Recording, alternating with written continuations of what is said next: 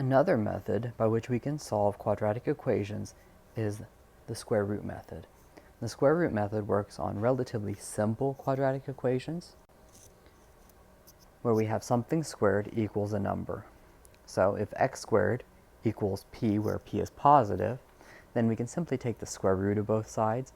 We have x equals the square root of p, but keep in mind that a positive or negative, if we square it, would both be p.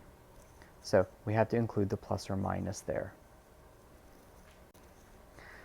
So let's look at 5x squared equals 8. To solve this, let's isolate the x squared. Let's divide both sides by 5. So this would yield x squared equals 8/5. Now, applying the square root principle, remember the square root principle says if we have x squared equals p, then x equals positive or negative square root of p. Well, x squared equals 8/5. That means x equals positive or negative square root of 8/5. Now it comes down to remembering how to simplify radicals. So this means x equals positive or negative square root of 8 over square root of 5. And we can first simplify the square root of 8. So we have plus or minus, and the square root of 8 is 2 square roots of 2.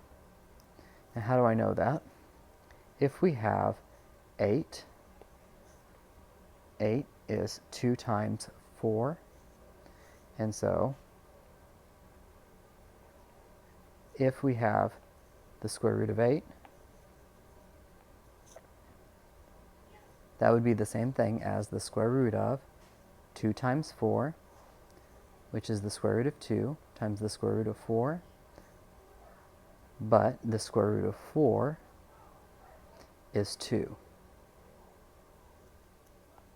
So we have 2 square roots of 2.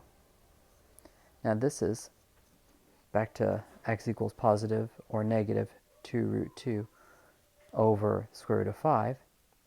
That's not our final answer either, because we don't like a radical to be in our denominator. So we have to rationalize our denominator. So we're going to multiply by the square root of 5 in the denominator, but we can't just multiply the denominator by that. We must also balance that with multiplying the numerator by that. So this yields for us x equals positive or negative 2 square roots of 10 over 5. So now let's look at another example. Here we have the square of a quantity equals 13. So remember your property, x squared equals p yields x equals positive or negative square root of p. So what we're going to do is we're going to apply that property to this problem. So here I have something squared equals 13. So that would mean that x minus 3 would equal positive or negative square root of 13. So now if I isolate x, we can add 3 to both sides.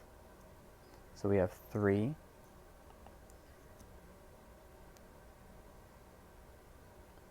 plus or minus the square root of 13 is our answer.